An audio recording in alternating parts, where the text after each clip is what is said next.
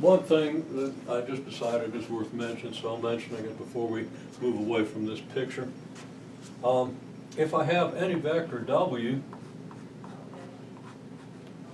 in Rm, then assuming that the null space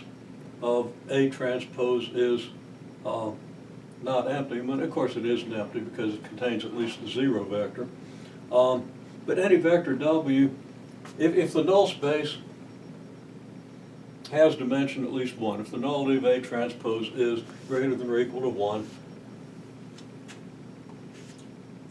then there are vectors W in Rm that are not in the row space of A transpose or the column space of A.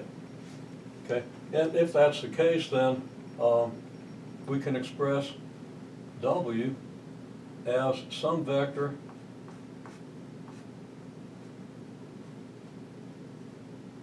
maybe a little hard to read, W row in the row space of A transpose.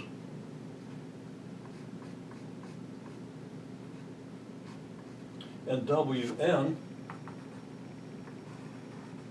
in the null space of A transpose. Now that's going to become important, and I was originally going to wait until later to mention it in a specific context, but it helps us understand this picture a little bit. So make sure we understand that everything we said about a vector here, that it's a sum of a vector in the row space plus a vector in the null space, and it's a unique sum, is also true